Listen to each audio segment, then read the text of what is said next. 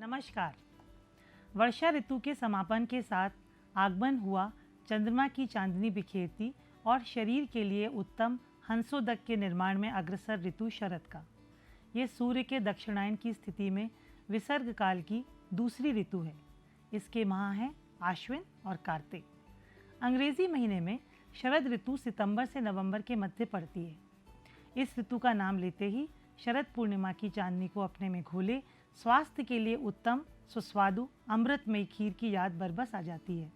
ये एक ऐसी ऋतु भी है जिसमें स्वास्थ्य को उत्तम रखने के लिए बड़ी सुंदर प्रथाएं और त्यौहार भी आते हैं। घर में माताओं द्वारा बच्चों और बड़ों को चंद्रमा की रोशनी में शरद पूर्णिमा की रात सुई में डोरा डलवाकर और चंद्रमा की ओर देखकर त्राटक का अभ्यास कराना निश्चित रूप से नेत्रों की ज्योति के लिए उत्तम प्रथा है, जो ये संदेश भी देती है कि त्राटक का अभ्यास नेत्र ज्योति के लिए कितना आवश्यक है।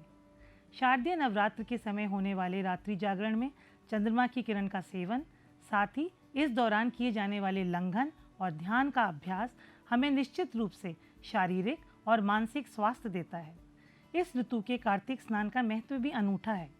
कार्तिक मास में जल स्रोत जैसे नदियों, कुओं इत्यादि को साफ रखना, माँ के समान उनका पूजन करना, इस मास में परंपरागत अनिवार्य रूप से ब्रह्म मुहूर्त में स्नान और ध्यान आदि के नियम निश्चित रूप से दिनचर्या के महत्व और जल स्रोतों के संरक्षण के संदेश को जनमानस तक पहुंचाने और उनके द्वारा अभ्यास में लाए जाने का ही प्रयोजन होगा, जिससे हम बदलते मौसम में स्वस्थ रह सकें और हमारी पीढ़ी दिनचर्या और ऋतुचर्या का पालन कर अपनी रोग प्रतिरोधक क्षमता सुदृढ़ करे और स्वास्थ्य के लिए उत्तम इन नियम प्रथाओं से अगली पीढ़ी को अवगत कराए। आइए जाने हमारे ऋषि मुनियों ने इस ऋतु में आहार विहार के नियम की क्या जानकारी दी है। वर्षा ऋतु में शरीर शीत मौसम और मेघ से आच्छादित आकाश का अभ्यस्त हो जाता है और शरद ऋतु में चंद्रमा का प्रभाव मध्यम रहता है। जमीन में आर्द्रता और गीलापन रहता है। नेत्रों को सुंदर लगने वाली हरी घास से जमीन आच्छादित हो जाती है, परंतु मेघ यानी बादल कुछ कम हो जाते हैं और बादलों के कम होने से जब सूर्य की किरण शरीर पर पड़ती है तब वर्षा ऋतु में संचित पित्त सूर्य की गर्मी से प्रकोपित हो जाता है। ऋतु प्रभाव से पंचमहाभूतों में से जल और अग्नि की इस ऋतु में अधिकता हो जाने के कारण जल और अग्नि महाभूत प्रधान लवण रस की सृष्टि में अधिकता हो जाती है, अर्थात लवण रस अधिक कार्यकारी हो जाता है, जो स्वयं पित्तवर्धक है। पित्त जो स्वयं में उष्ण, स्निग्ध, तीक्ष्ण, द्रव गुण प्रधान होता है, इसलिए इसमें अग्नि की प्रधानता होते हुए भी जल महाभूत की उपस्थिति का बोध होता है और पित्त के बढ़े होने के बावजूद अग्नि मंद हो जाती है, क्योंकि उष्ण गुण के सापेक्ष द्रवांश की वृद्धि होती है और जैसे जलते हुए आग पर गर्म पानी डालने से अग्नि बुझ जाती है, उसी प्रकार पित्त के बढ़ने के बावजूद हमारी अग्नि मंद हो जाती है। ये मंद अग्नि अनेक रोगों का कारण है, इसलिए हमें आहार विहार का विशेष ध्यान रखना चाहिए। आयुर्वेद का प्रयोजन है स्वास्थ्य स्वास्थ्य रक्षणम आतुरस्य विकार प्रशमनम च, यानी स्वस्थ के स्वास्थ्य की रक्षा करना और रोगी के विकार को दूर करना।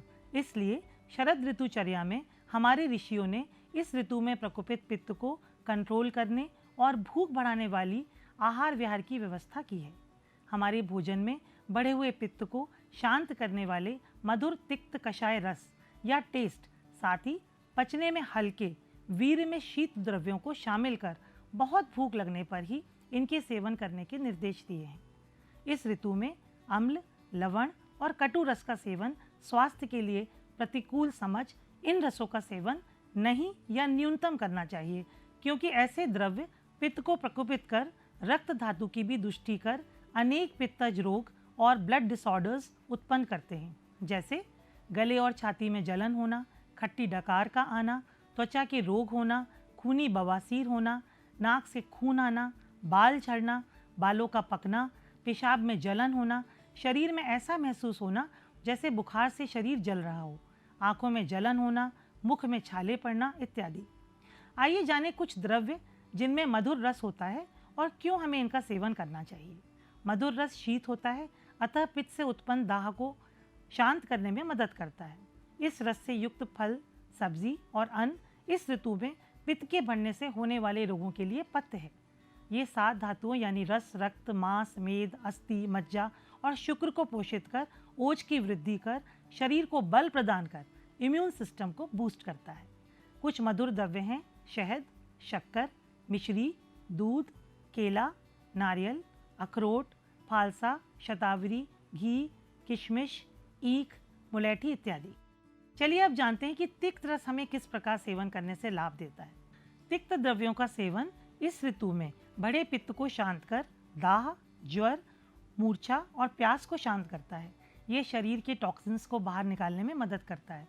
हालांकि ये खुद स्वाद में अरुचिकर होता है, पर इस ऋतु में मंदाग्नि से उत्पन्न भोजन की अनिच्छा को मिटाकर भोजन के प्रति रुचि को बढ़ाता है। इसका उचित मात्रा में ही सेवन करना चाहिए। कुछ तिक्त रस युक्त द्रव्य हैं करेला, चंदन, नीम, चिरायता, हल्दी, गिलोय, खस, वासा इत्यादि। इस ऋतु में तिक्त घृत का सेवन हमें अनेक पित्त विकारों से बचाता है। ये गाय के घी और तिक्त औषध जैसे नीम की छाल, गिलोय, अड़ूसा की जड़, परवल की पत्ती और छोटी कटेरी से सिद्ध कर बनाया जाता है। इसका सेवन भोजन के पहले उष्ण जल से करना प्रशस्त है। अब बात करते हैं एक और रस की जो इस ऋतु में सेवन करना चाहिए, और वो है कषाय रस, जो इस ऋतु में बढ़ने वाले पित्त का शमन तो करता ही है, साथ ही इस ऋतु में फोड़े फुंसी से बचाव कर हमारी त्वचा को स्वस्थ और निर्मल रखता है। कषाय रस हरड़, बहेड़ा, शहद, कच्ची खजूर, कमल ककड़ी, आंवला इत्यादि में होता है। इस ऋतु में प्रकृति हमें मधुर तिक्त कषाय रस से पूर्ण द्रव्य प्रचुर मात्रा में देती है।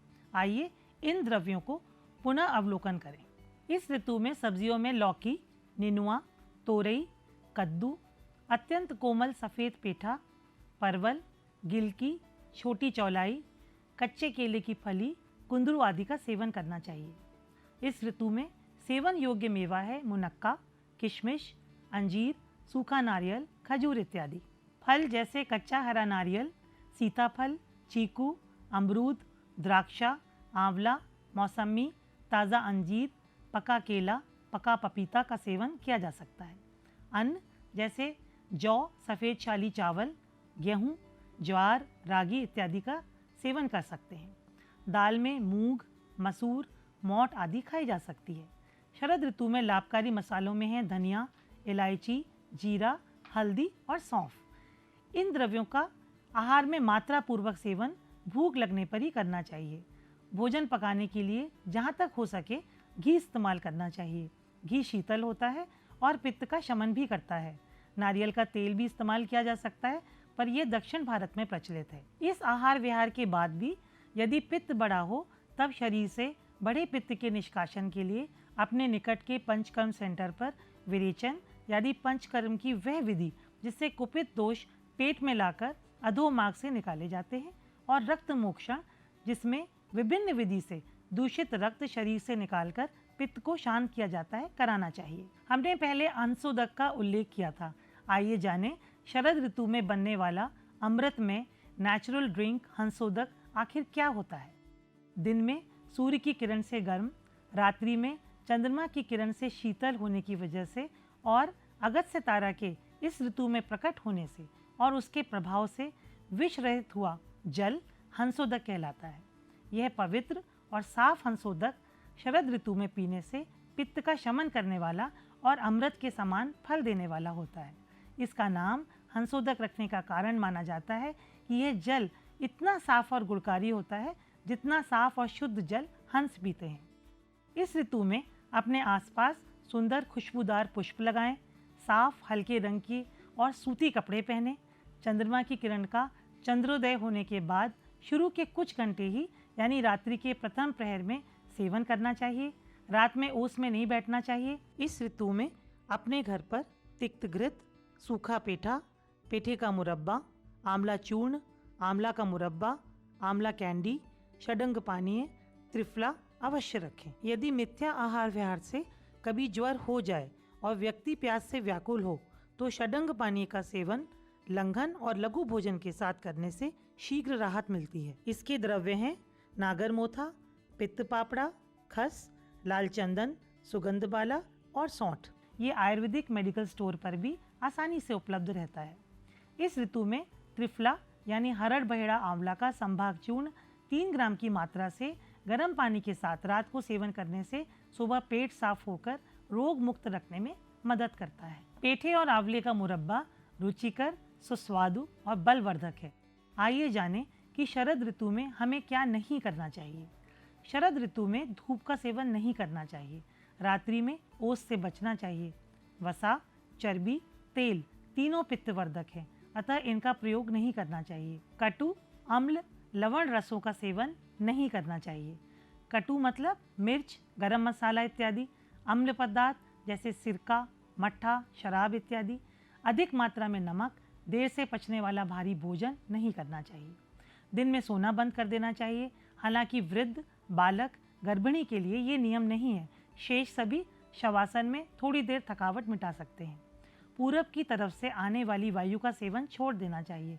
इस हवा में आर्द्रता होती है, जिससे आर्थराइटिस के पेशेंट में दर्द बढ़ सकता है। शरद ऋतु में अनेक रोग प्रबल होते हैं, परंतु शरद ऋतुचर्या में बताए गए आहार विहार के नियम का पालन करके हम स्वस्थ एवं प्रसन्न रह सकते हैं।